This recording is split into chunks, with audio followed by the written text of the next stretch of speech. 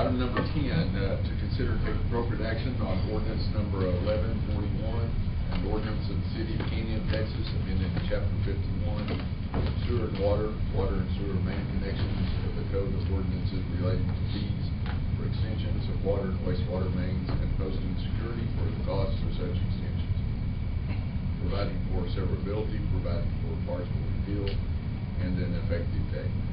Go. Thank you, Mr. Mayor. Long time coming. We finally have the pro rata ordinance done. Technically, we do have this in our code already. However, it's a single sentence. It does need to have some structure, and that's what I've tried to do with working with brain engineers on providing that. This is a direct request from Canyon ISD. They put in a sewer main running from Spring Canyon Elementary into our system, and they have asked for a pro rata agreement. In doing so, we had to amend our pro rata ordinance to come into this century. So our ordinance is a little outdated. I feel, working with staff and the engineer, this is probably the best way to do it. There's been, most of the ones we have seen have water main or sewer main extensions, or trunk system, whatever you want to call it, force mains. I did add lift station to this, being that we have that. This provides a good equitability tool for when those types of things come up, that they could enter in a pro rata agreement with the city in regards to those that come after them can pay their portion. So hypothetically, if CISD put in a $600,000 sewer main, say they take up 60% of that, well, they could get 30 to 40%, or whatever the engineer deems, for somebody that comes on in the vicinity of that line to tap into. And so in order for that entity to tap in that sewer line, they'd have to pay their pro rata fee to be on that. That is kind of how it is in a nutshell. Same thing works on the lift station. You build a lift station, and then those that come on it pay their fair share of what they're taking up the lift station. It only works under those three scenarios. It does not help, it's not an impact fee or anything like that. It's only for that piece of the system. So water tower, lagoon system, none of that comes into play. So pretty much detailed exactly the way it's going to work. Verification of cost by the engineer is a big piece of it on what the maximum proceeds would be on these. So there is a timeline maximum on this of 10 years, and that seems to be just the norm across the board. I didn't see wherever that was the rule of the land, but that clearly is the rule across the board. So there is some caveats to this, though. Some faster growing communities, San Marcos I talked to some other ones that are really fast growing communities. A lot of those developers choose impact fees over pro rata, and because one thing, a lot of people will avoid doing development until the 10 years expires. So there is a con to that. So hypothetically, if we get an agreement with CISD, and 10 years pass, then it's free game. So anytime within that 10 years. So, and there are people that do wait for that to pass so they can tie on without having to do it. But it is a lot more equitable for helping to infer or defer those costs that were paid up front by that developer entity. And the city can also, if hypothetically, if the city teamed up with the developer to do one of those three options, we could receive some pro rata back as well. So that excludes oversizing. Oversizing does not count. Only if we team up. So if we wanted the pipe to be a certain size bigger, that would not we would not be able to do pro rata through that route. We would just be out those funds. I think that's it. The only way I could make this pro rata work into the current ordinance is I had to basically amend all of section 51 on water and sewer main connections, which happens to be the same ordinance that we were just talking about for 2 hours, I think. When a developer comes and requests extension for a new subdivision, that's section 51.10, and so that's where that whole section is. So we amended this contract, this ordinance that you can see in here for that. Does anybody have any questions? Go through all of the details again if you want to. It's really what we've been talking about doing in school the whole time. It's just more detail in it and codifies it. So if this does pass, we will, Chuck and I will draft a pro rata agreement, and we will probably marry that with the school board and the superintendent. I'm getting that adjusted. It would benefit any developer. Correct. That put in, to put a line, so. Hypothetically, you know, we have a development on the south side of town. If they happen to front the money or half the money on a lift station with the city, those that came on after could help us defer those costs on that. It's another good way to help have some equitability on it.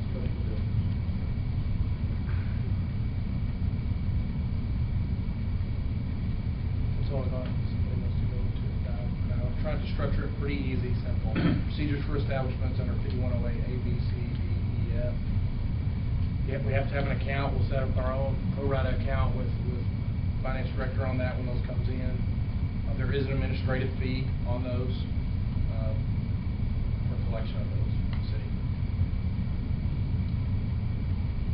That's all I've got, Mr. Mayor. If anybody has any questions, I'd be happy to answer them. Just another option.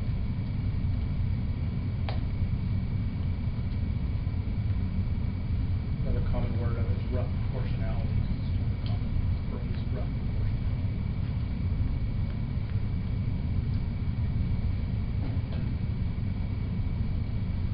Yeah, bottom line, this is what we were asked to do, school, to help them, if anybody ties into that, to be able to get refunded back for what they invested in that sewer line. But, and this takes care of it for any questions like that. So. Yes, sir. There will be a contract with them for the commission. Yeah, there'll be a contract on that as well, with this body on that. So my question to staff was on the implementation of this. Our basic water main are 8-inch, so we still think if there is capacity available. So typically we require the developments, if the development goes in, they have to extend their line all the way to the northern border for the next development to come on. But should they be able to get money back from the 8-inch extension? We believe yes, they should, if there is capacity left. And the capacity is going to be held determined by our city engineer. So if subdivision A comes on, has 150 lots, they have water main, takes up 50% of that, we'll determine if 30 to 45%, we'll leave a little bit just for cushion, is what they could get money back if somebody else ties into it. So they won't get all their money, but they'll get some money back.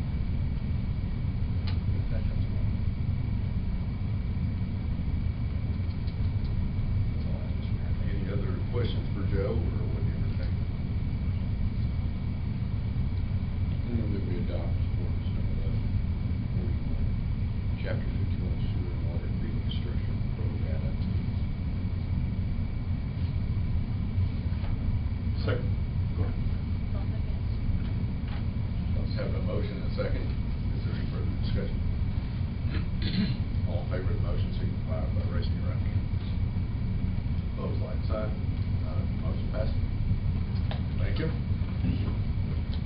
Next item is item number 11. To conduct public hearing and consider and take appropriate action on ordinance number 1142, an ordinance making appropriations for the support of the City of Canyon for the fiscal year beginning October 1, 2021 and ending September 30, 2022, providing for the appropriation of an interest and sinking fund to pay interest and principal on the city's indebtedness, providing for the adoption of an annual budget of the City of Canyon, Texas for the 2021-2022 fiscal year, providing that expenditures for said fiscal year shall be made in accordance with said budget, authorizing specific budget adjustment authority to the city manager, providing for the ratification of budgeted appropriation transfers in the 2021-2022 fiscal year, providing for a repealing clause, providing for a savings clause, providing for publication and effective date.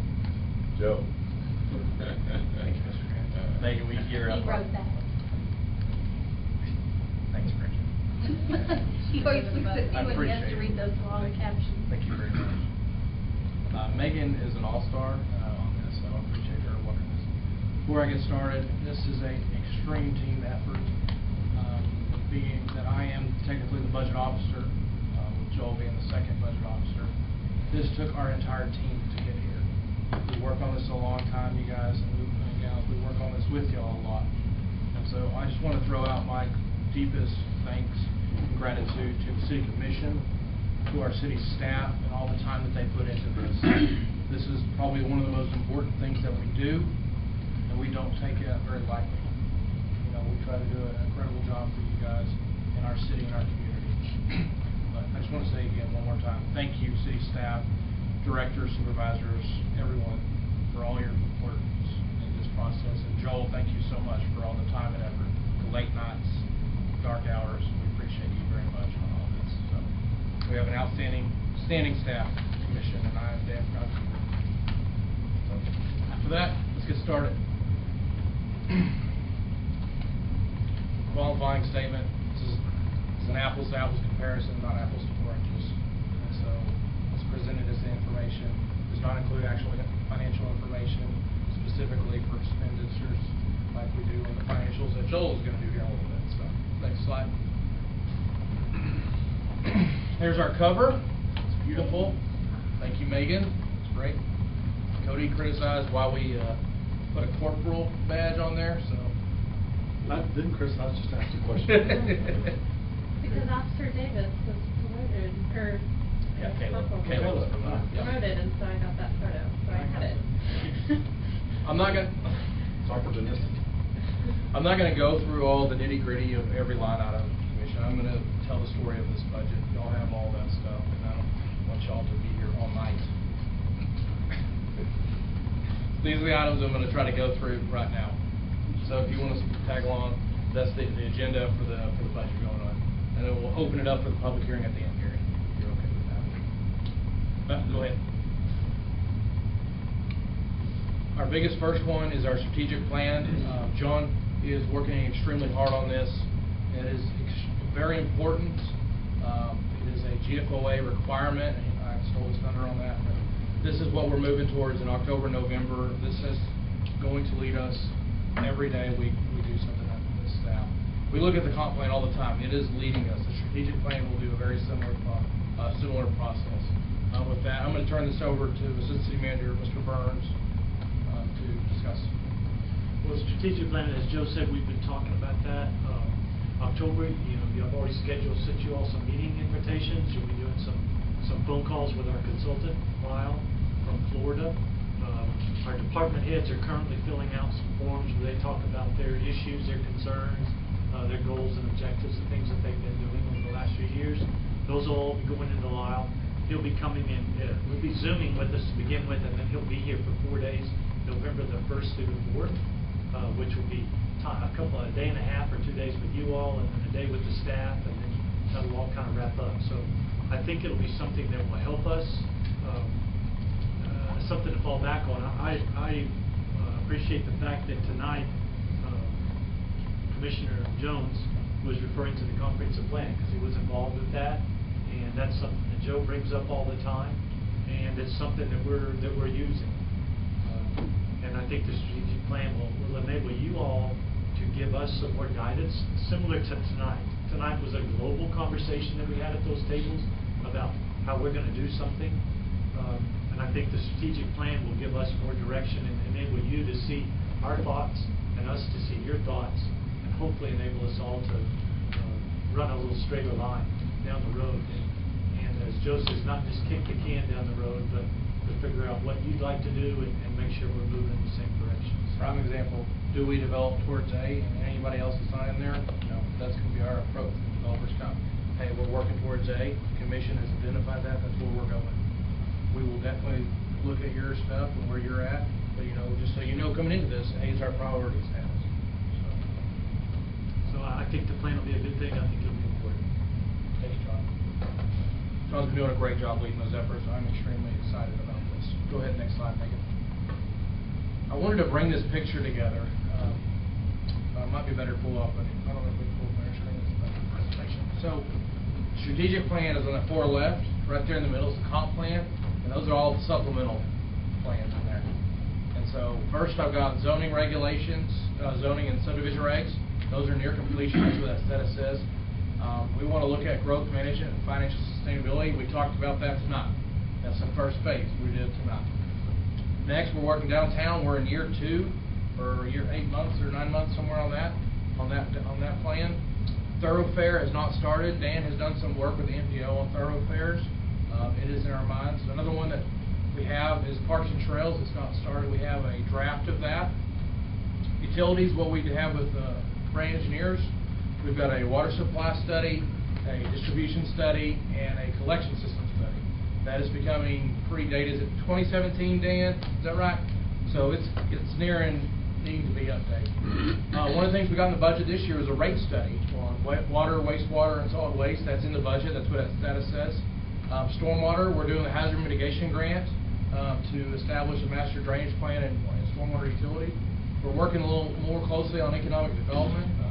Jim Bryan and I are having some conversations on some of that.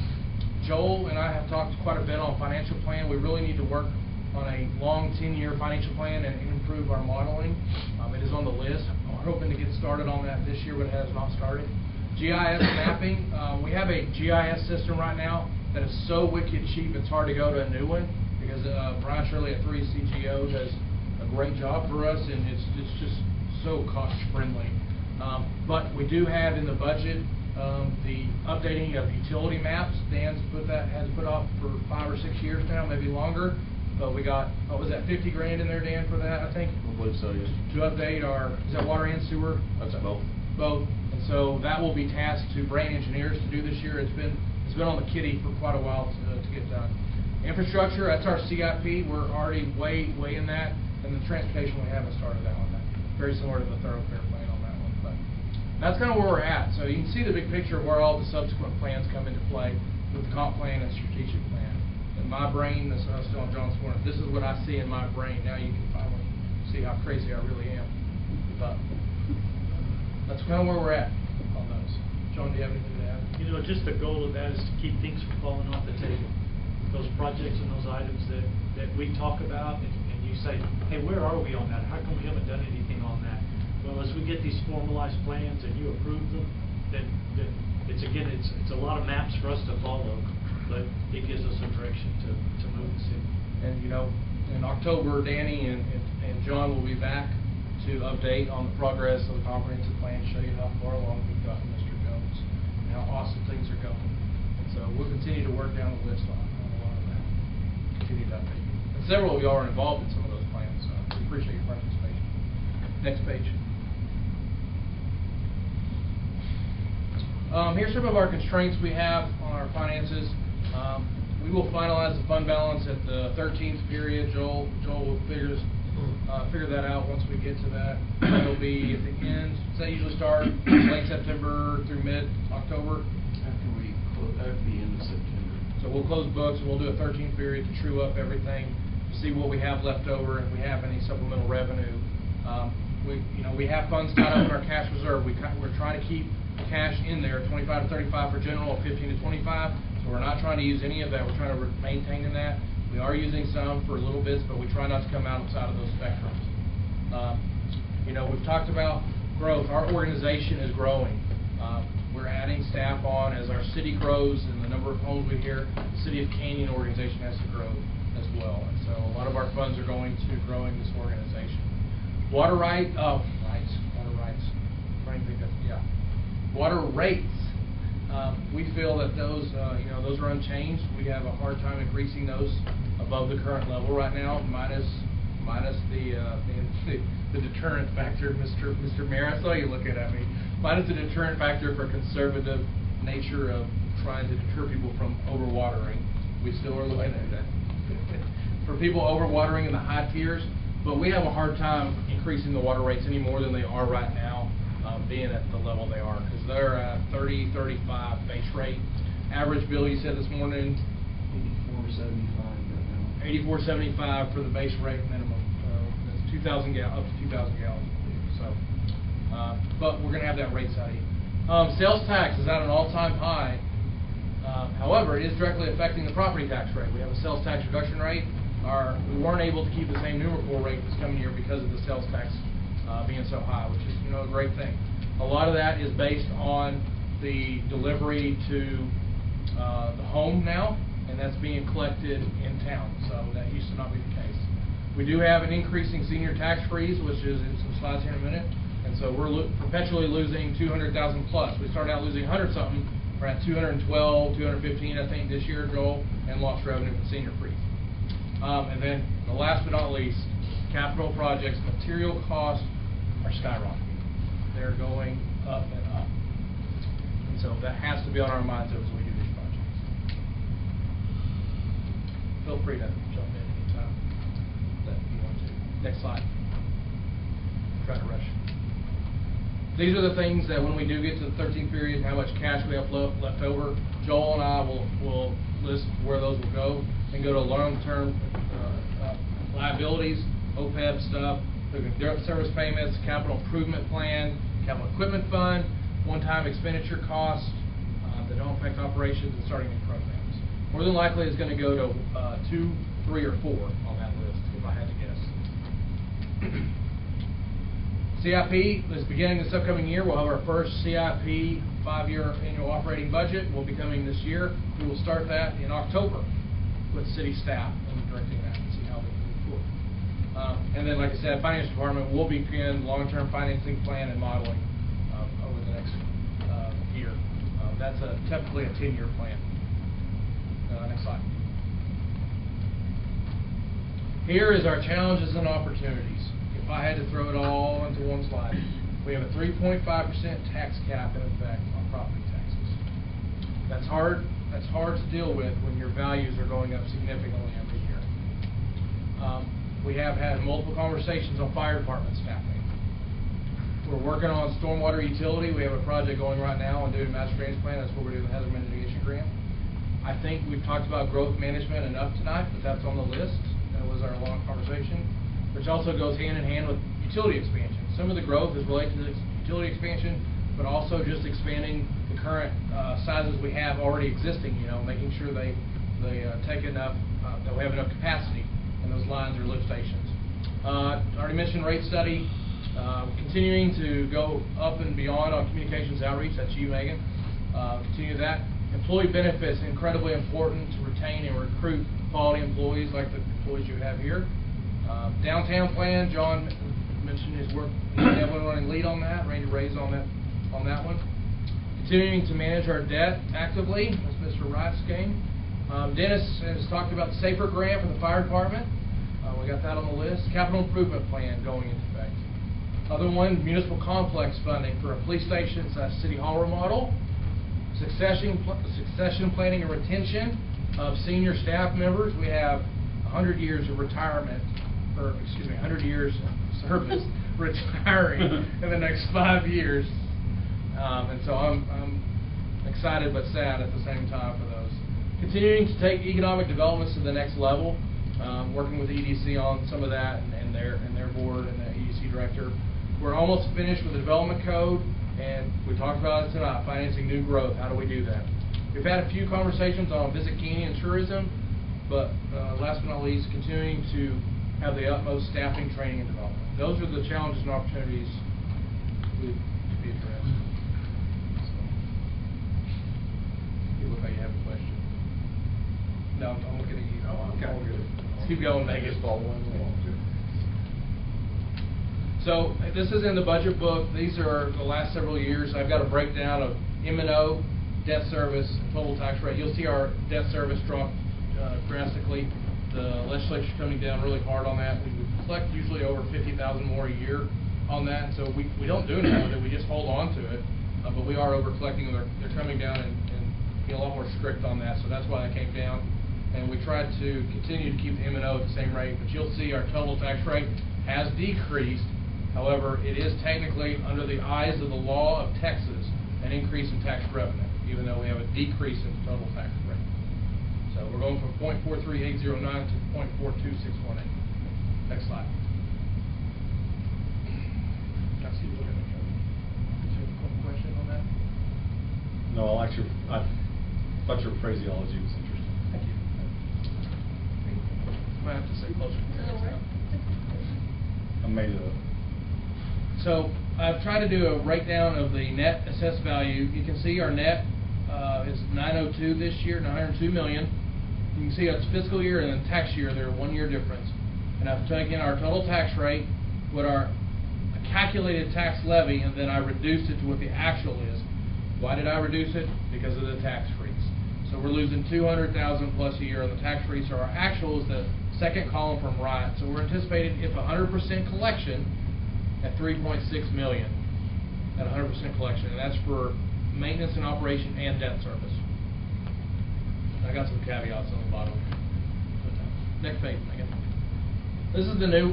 I've had that last year. Here's the newest one I put into the budget book. I really like this. It's got the breakdowns of both the tax rates. So you got the maintenance and operation, you got debt service, and the total tax rate, and then these two columns, these three on the far right, are the actual dollar amounts we collected. So these are what we have in the bank over the years. And so 2021, you can see is proposed at 0.42618. We're anticipating receiving 3.26 in total tax revenue, with 353,000 being debt, with a total of 3.619. That's if we have a 100% collection rate. Staff always is conservative and budgets at a 98.5% collection rate. Those are actual dollars collected, not estimates. Any questions on taxes? I've got a few more tax slides. Keep going, Megan.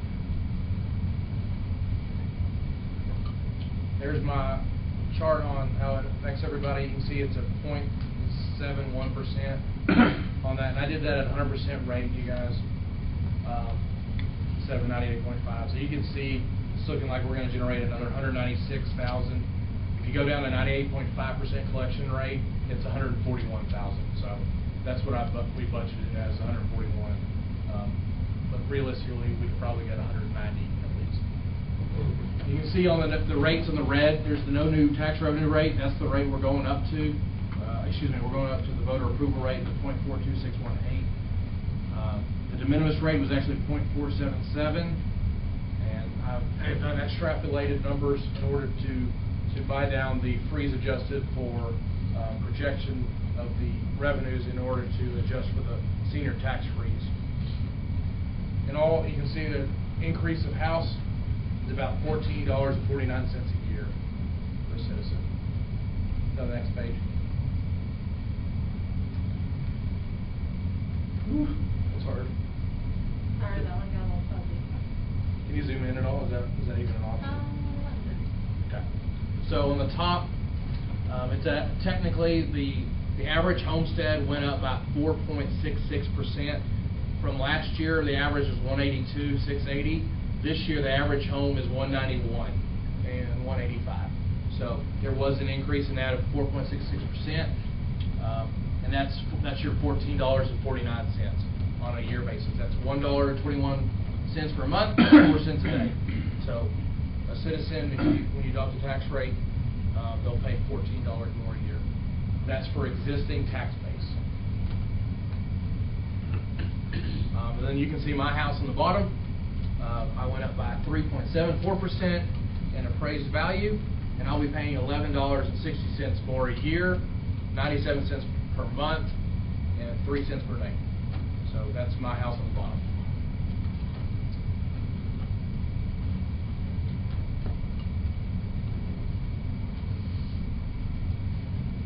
Next page. Here's our breakdown on new value versus existing value, some of the things that Paul and I were talking about earlier.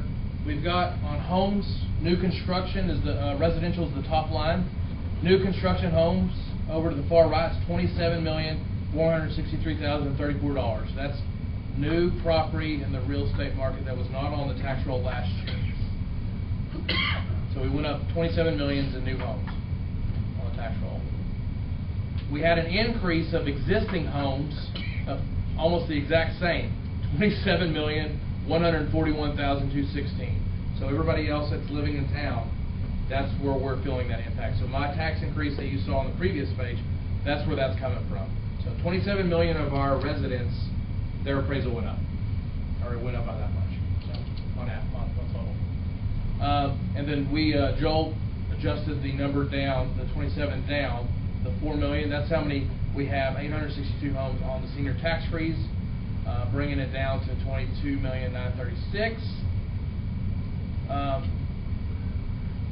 Total increase valuable with a reduction of that is $50,400,031. So residential went up by 50 million, 27 of that new construction, 27 of that is existing. Then we reduced it down to 22 million for the tax free. So you had so many come on this year that hit 65 years of age and their taxes were frozen. Next one's commercial. We had go back, make it. New commercial, 3.68 million. I'm pretty sure most of that's the Excel substation. Increase of existing on commercial was only 103,000. That's crazy. Existing commercial today only increased by 103,000 value. So a total of 3.791 million. And then other, that's the other like 12, 15 land codes. That's personal property and all that. That went up by 13.6 million. That's that long list of land use code. Overall, an increase of taxable value of about 67.8 million of existing and new. All in all, we went up, like I said, about, if you add 3.68 residential new, and then new construction homes, about 31 million, 31 and a half of value that was not on our tax rolls last year. Keep going. My fallacy of the Texas tax law system.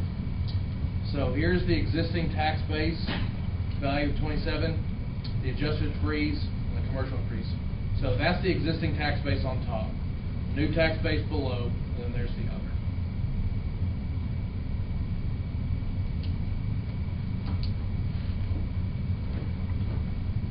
Keep going, still. Here's our revenues compared right now. We're looking at 26.418, 315 million.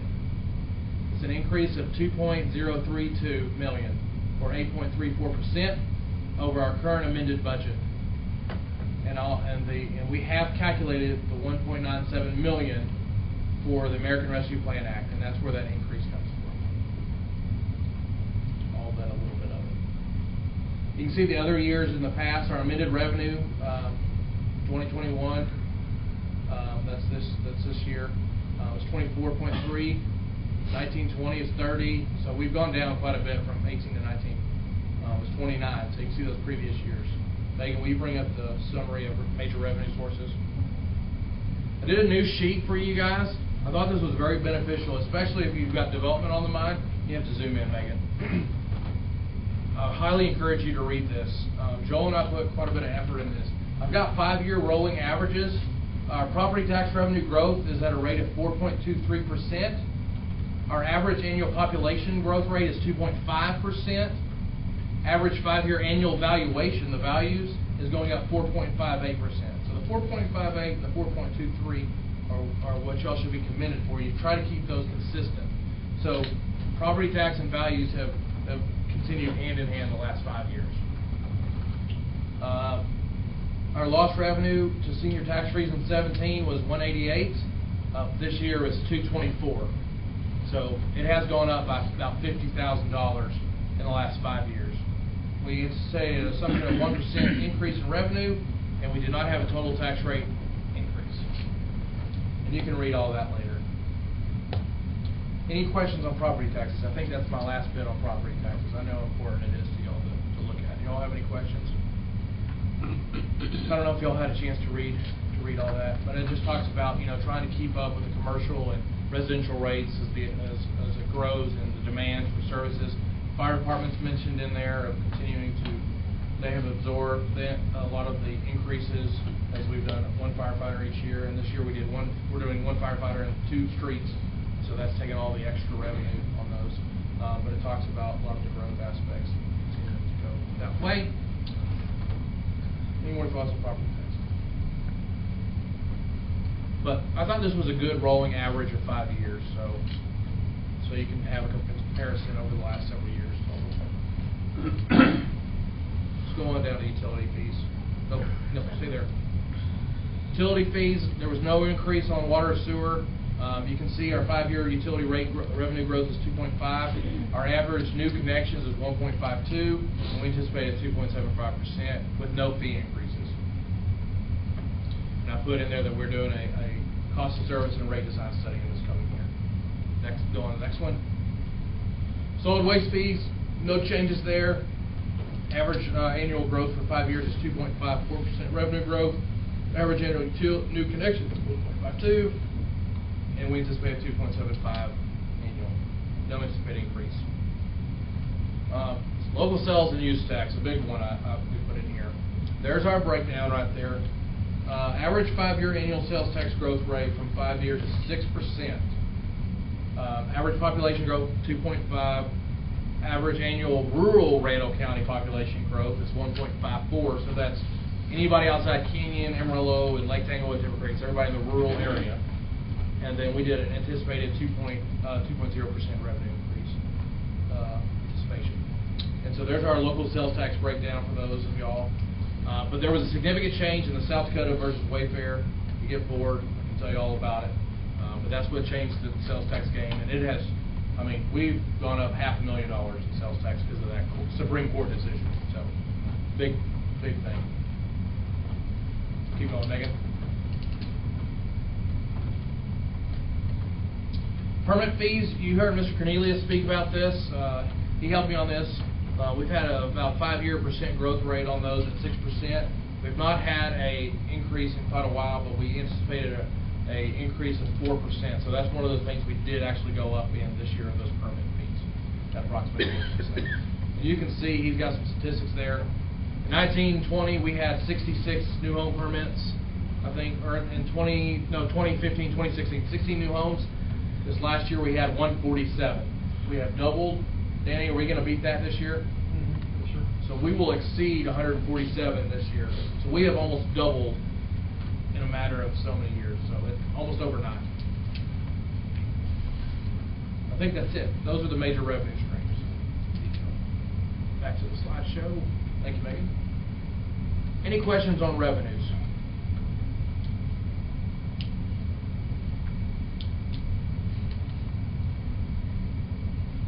We all good? Expenditures. Expenditures at $27 million, which is about $3.23 million increase, 14.72 over last year. This amended budget.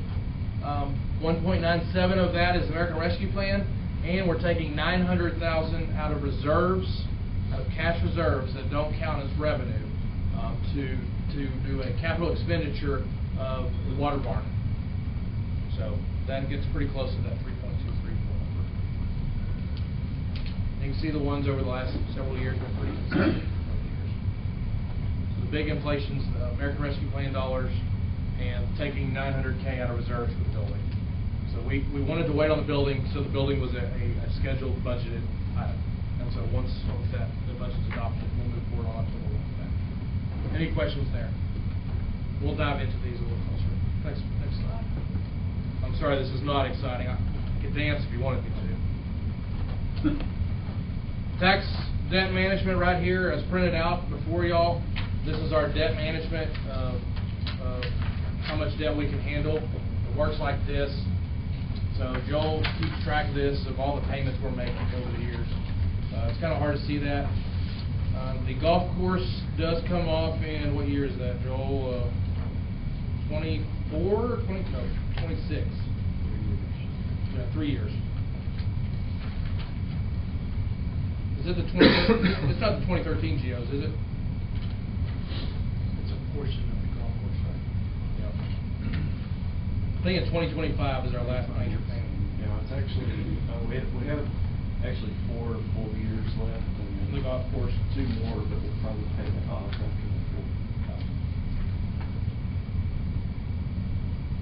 4. See, Joel's got them separated by general fund, utility, and golf.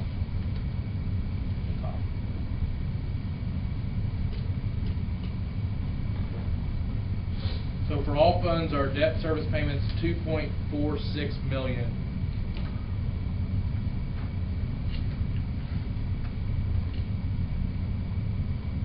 It's our total payment. And that's all, that includes leases. Yeah. In addition to notes. Leases, Basically notes, everything, capital, including equipment. Certificates of obligation, 2016 cap bond.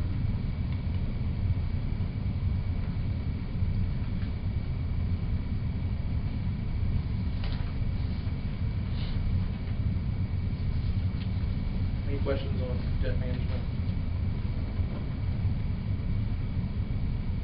All right, Megan, go back to our slide. So this is the departmental supplements. So initially, preliminary request exceeded our budget balance by 4.3 million. So the departments put in about 4.3 million more requests than there was enough money for ultimately. And some of those requests were 3% merit, holiday stipend, 19 staff positions, 7, I think, dentists for safer, which is separate from the 19 positions, and then overtime for water, sewer, street, solid waste. And then the non-staff, which includes capital, was approximately 9.37 million. Some of those got funded, some of those did not. But those were the full department requests. Next page. And here those are hard to read. The top part is the 3% merit. As everybody knows, those are not COLA.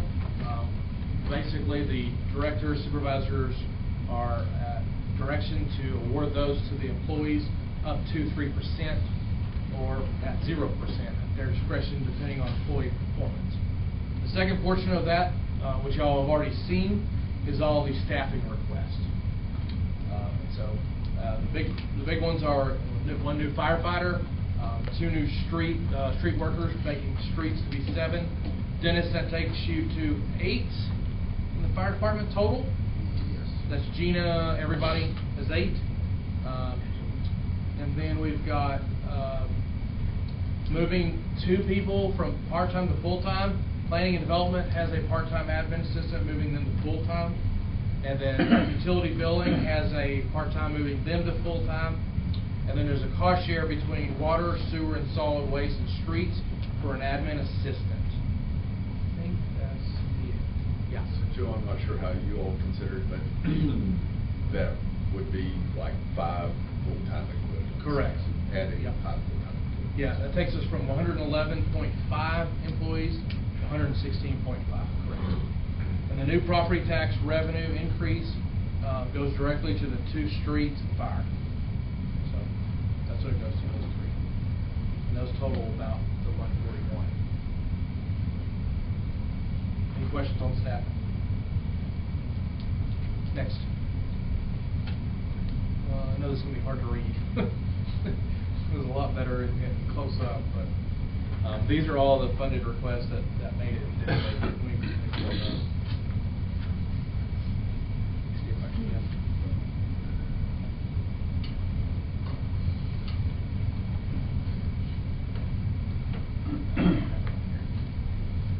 Those are the sheets that we already went over. Nothing really changed from the last time. Megan, is there any way we can blow that up? We're gonna have to blow that up. It's in our packet. It's in our packet. It is in our packet. Y'all want to pull that up, but y'all want me to go through each of those? Okay. Y'all seen that? Never mind, Megan. So those are the departmental requests. So we got funded with it. Next page. These are the 1-ticket items.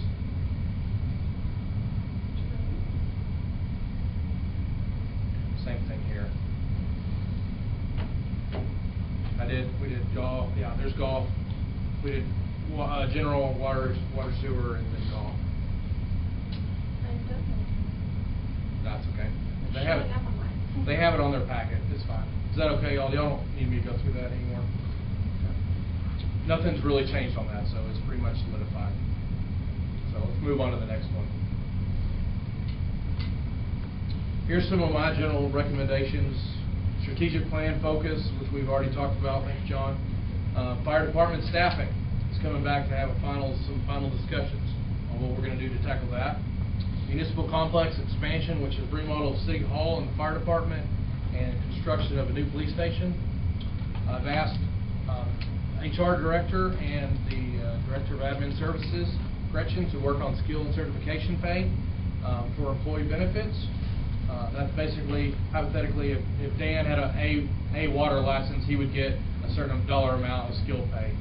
I'm sorry, I had to just. That's okay. Or, you know, or Danny, if Danny was a certified building official, you know, some of those credentials like that. HR is working on that. There's our planning efforts that we've got going on right now that are in great drive. And then the last one we just talked about, growth management. And how do we want to adapt to it? Or it adapt to us? So those are my high recommendations. Next. Here's the unfunded things that are on the horizon. Increase in fire department staffing, currently unfunded. Municipal complex expansion, public safety building, City Hall expansion and remodel. We have some significant capital improvement projects, especially the golf course irrigation, and then some major utility projects. Those are in the CIP. We will begin looking at the golf course starting in the fall. I've tasked the assistant city manager, the finance director, the golf pros to work on that, to bring y'all some options. Next. There it is. It's new. 2023, we're looking at a bond election. New police station, with property acquisition, professional services, architect, and construction new building. Remodel of city complex, obviously professional services, architect, construction. City Hall remodel existing areas, expansion of the second floor, and remodel the fire department to accommodate additional staff. So, I think that's the first time I've put it on paper, y'all. I've talked about it, but I'm putting it out there. In order to work towards 2023, we're going to have to start that process now. Talking to several of y'all as staff's mantra, we really want to do an excellent communication plan. If anybody is on the commission opposed to a bond election on this, I would love to hear it. This would be a tax-supported election, is what we're looking at, going to the voters. I've given Gary some numbers. I don't know if he wants me to share those, but we're looking, 15, 20 million. I don't know how realistic that is. That's some of the conversations I've had with Mr. Burns, on some of the studies he's had with, excuse me, John, my name escapes me. The architect Firm formerly known as Lavin. As Lavin. Some of their numbers, and so, but staff would like to begin working that way. Megan and Gretchen and I saw a really good community engagement plan for a bond, and we really want to tackle it that way as we go forward. But this is what we're looking at for 2023. If anybody has any concerns or thoughts, these are on our CIP. Which election is that? That's one thing I'd like to get direction from y'all. A lot of cities Gretchen and I would like to have it on the May election, just for cost sake purposes. However, that is also an election where y'all are voted in. And some commissions or councils don't like to have bond elections on the same election calendar due to the controversial nature. So I'm looking at May of 23. Is that what we talked about? If anybody... A lot of times, if we go to a November election, the city is last. Anything with the city is last on the ballot. And a lot of times I've seen the undervotes on even our ballots.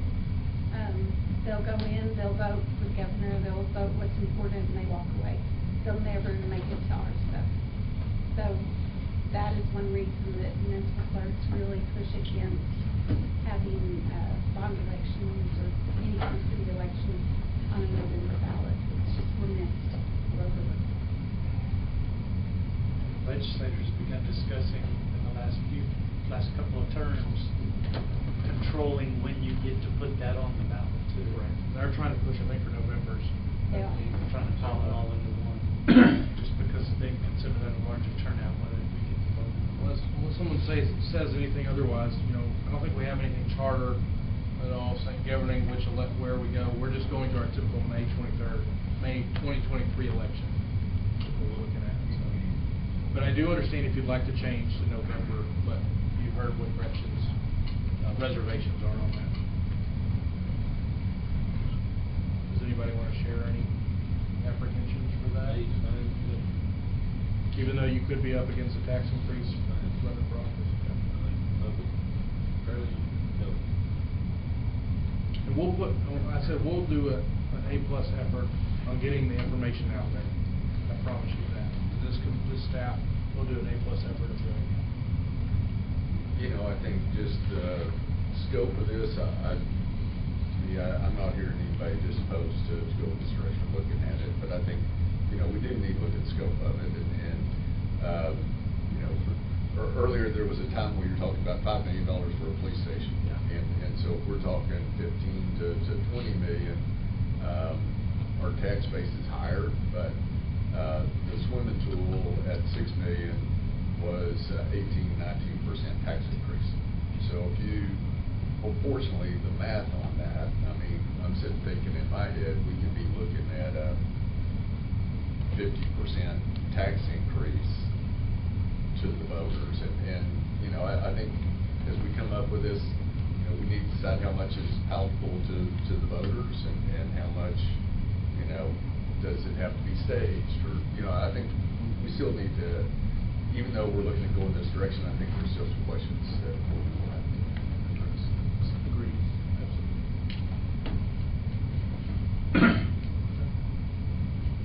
Well, we can talk more on that later. Any questions?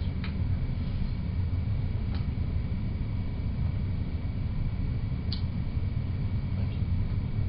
Next slide. Here's what we need to do tonight. We need to conduct a hearing once I conclude, Gary, and then we need to adopt the budget. We're going to have a ratification vote on the budget because it has the small tax increase. And then we'll announce the date and time for the final action on the tax rate, which will be Monday, September 20th at 4:30 p.m. And we'll have a tax hearing on that date. Next slide. And so the only last piece we'll have to do after this will be the ordinance to adopt the tax rate on the 20th of September. And a hearing. That's it. Yep, that's it. Any thoughts, questions, concerns? We're nearing completion of the budget book, you know, the 178,000 page book we have. We did receive, y'all saw the GFOA award. We got the GFOA award last week, or several months ago. So we are going to put in for that again as we continue moving forward. So a lot of that GFOA. And all the new stuff in the budget you've already seen. Everything else will just be the same stuff. After that, that's it. Recommend opening up a public hearing, Mr. Mayor. All right. With that, we will open the public hearing. Nobody has signed in, Mayor. All right, thank you. Then we will close the public hearing. Is there any further discussion?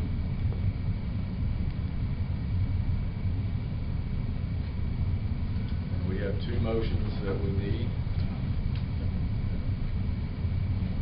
Entertain those.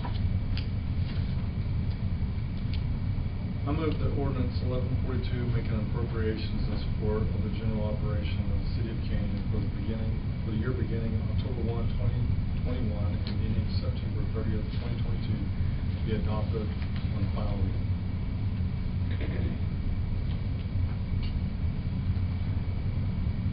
Second. We have a motion and second. All in favor? Actually, this takes a record vote, so we will go through. Commissioner Ray? 4. Commissioner Lyons? 4. Hendricks? 4. Mayor Pro Tem? 4. Kelsey's 4. Thank you. All right, then the motion passes 5-0. Would entertain the second motion, please. I'll move the ordinance number 1142, make appropriations in support of the general operation of the city of Canyon for the year beginning October 1st, 2021 and ending September 30th, 2022, be ratified with the increase of property tax revenue. Second. motion and second. All in favor of the motion signify by raising your right hand. All opposed, like sign. Motion passes 5-0. Thanks, everybody, for bearing with me through that. All right, item number 12 is to consider and take appropriate action on July 31st, 2021 financial report by Finance Director Joel Wright. Joel?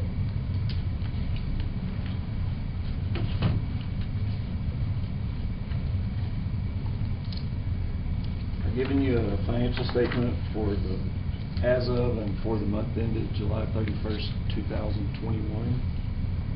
I'm just going to hit the highlights. In the balance sheet, total assets of $6.6 million. Total liabilities, $137,000. Ending net position is $6.2 million, of which $6 million is unassigned. Moving on to the schedule of revenues and expenditures and changes in fund balance. As of July 31st, year to date, we had total revenues of $9.8 million, total expenditures of $8.7 million, for an increase of $1 million. And also transfers in and some proceeds from sale of capital assets for a total increase at that point in time of $1.3 million. There's a supplemental schedule for the sales tax, which Joe kind of represented earlier about the increase. You can see there, this is tracking from fiscal year 17-18 through where we are year to date. We see we've pretty much already made our fiscal year budget as of July for sales tax. I do want to remind you that even though the increase is strong and it's been consistent throughout the year, the impacts of stimulus payments, I think, have impacted that. People having cash in their pockets to spend. So that's why in the budget, when we talked about a 2% increase, we're being a little bit conservative, you may think. That's just based on the fact that we don't know if those stimulus checks will continue or if people will have that kind of cash available to spend. Moving on to the balance sheet for the debt service fund. $394,000 of total assets, $393, most of which, $393.9 is cash. Again, kind of relating this back to the budget discussion, that cash balance is taken into consideration in the calculation of our voter approval rate, which we ended up going with. So we're limited on what we can set that rate at. We can't set the rate at what we would need to service the debt next year. We have to take this cash balance into effect. So that has reduced, that's why that debt service number and the tax rate went down so much, is because of this cash balance here. So Joe, will that have to go back up next year again because we don't have... Not till we use up this excess cash. So each year that'll be factored in. That's the way the legislature wrote that law, is so that this, you can't build that cash up and pay the debt off early. You adjust your sales, you adjust your property tax rate and pay it as you go in accordance with the amortization schedule. On debt service again, at this point in time we hadn't paid the last payment. We did have a $66,675 interest payment in August. But other than that, this fund is pretty much complete as of July 31. Most of the property taxes have been collected. The majority of the debt service has been paid at this point in time. Move on to the water and sewer fund. Balance sheet, total current assets of $5.2 million, of which $3.9 million is cash. $1.2 million is receivables. We haven't received that cash yet. Total non-current assets of $48,200,000. Total liabilities of $1.4 million. I do want to point out here that $976,000 of that is the contingent liability to pay the penalty that we've been collecting back to Lone Star Dairy. And that's really not a contingency anymore. We know we're going to pay that. They've come into compliance. So probably Joe, help me with the timing of that. Probably here in September, I think we'll be paying that back to Lone Star. So that's the 60-something thousand we've been collecting from them monthly since last February. We're receiving about $1 million.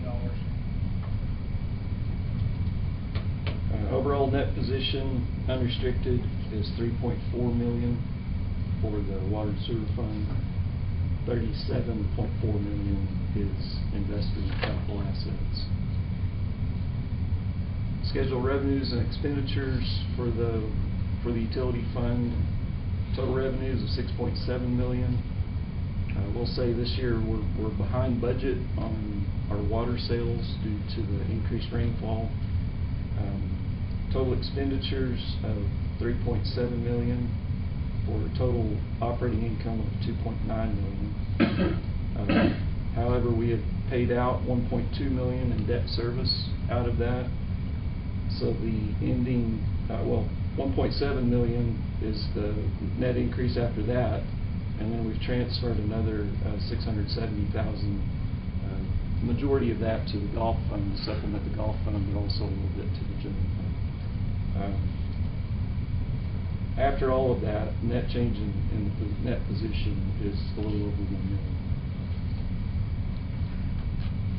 The golf fund, total assets, current assets $277,000. Total liabilities $836,000. Net increase of $219,000 as of July 31.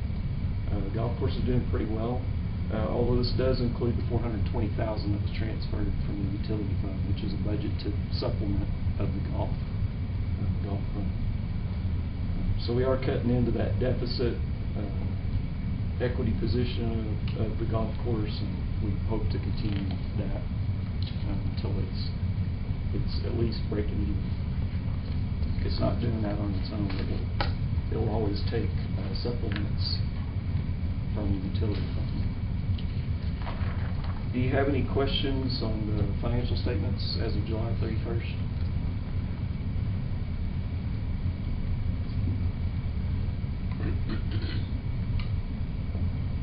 If not, I would ask that you approve those. I'll move it for.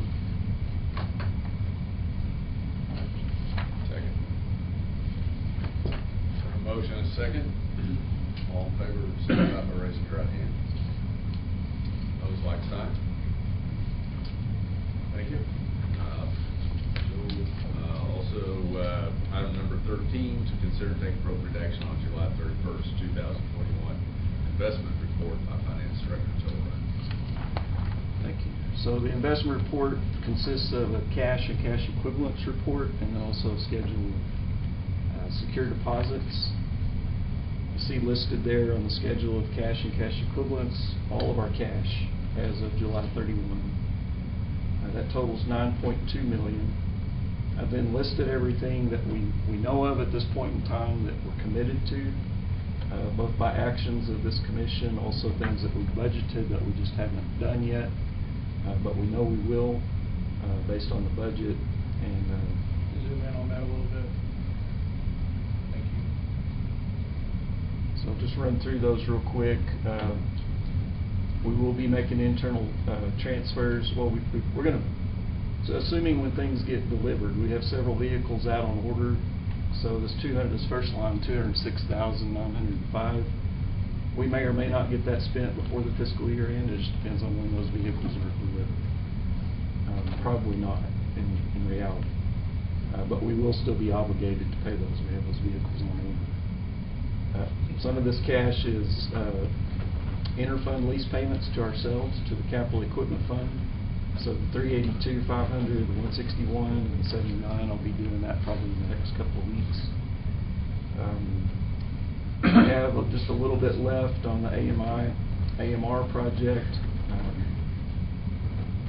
We have that $976,000 that we're left paying to Lone Star. That's going to use cash. We've been holding that out each financial statement We have 10th Avenue sewer replacement. That may or may, I don't think that's happening. I think that's actually on hold. But we do have that prepared for. We have the dark. That project's on hold until next summer, so. Yeah. We're gonna have the contractor sign an amendment on that. We're gonna get with our engineer to have that, so. That's the same, it's a school, yes. It's mostly on him, so, not on us, so. But Adolfo's gonna get them to sign a contract amendment, so we don't have that contract expire. That's been going on 24 months. But he said he's still good to hold this cost. Thanks, Joel, sorry. We have $139,000 for the internet upgrade that we approved a couple months ago. We have $350,000 basically for Hunsley Road drainage repair. We have $150,000 if the sirens ever get delivered. And we do have some internal things that we're budgeting for, that we have budgeted for, that are transfers to the capital improvement plan funds. So the $600,000, the $418,000, I'm sorry, probably that too. The $600,000 and the $120,000 for the street extension over by the park. Those are budgeted transfers to the capital improvement plan funds. So we end with available cash of $5.2 million. If you look in that chart there at the bottom, this is how that's broken up between general fund and utility fund, and shows you how this fits in with our policy. So the 25% minimum to 35% maximum of our current budget for general fund, we're about in the middle of that. We're from a minimum of $2.9 million to a maximum of $4.1 million. Utility fund, same, 15%, 25% maximum. We're at $1.5 million available reserve, so that's kind of in the middle. And total reserve, $5.2 million. That's with those restricted funds taken out. Do you have any questions for the schedule of cash and cash equivalents?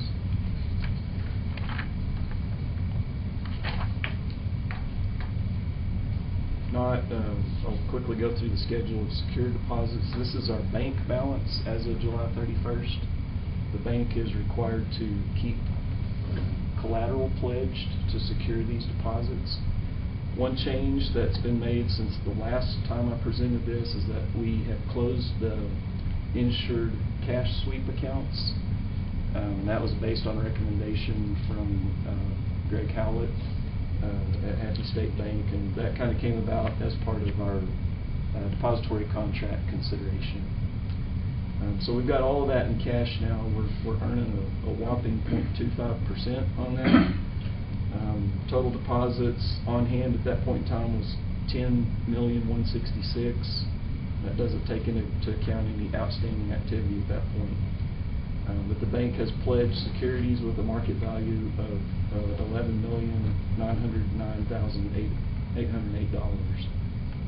Therefore, our cash was adequately secured as of July 31, and they're watching that for us closely. On the back, or on the next page, you see the actual schedule of the pledged securities, and you see the market value there in the far right-hand corner, bottom right-hand corner. Any questions on the schedule of secured deposits? If not, I would recommend that we that you accept this report for the investment report. I move we approve the investment report for the City of Canyon as of July 31st, 2020. Was that a second? Yes. Have a motion, a second. In favor, signify by raising your right hand. Opposed, like sign. The motion passes. Thanks, Joel. All right, thank you, Joel. Appreciate it. With that will take us to item number 14, executive session pursuant to 551.071, consultation with attorney, 551.087, economic development negotiations, and 551.072, deliberations about real property. 8:13. 13th. All right. We're retiring to executive. So, thank you all. I think I'll point it out. Glad to see you. Glad to see you by better. Paul, I'm glad to see you by better. Huh? Thank you. Thanks for coming, bro. Thanks for hanging out. What is that?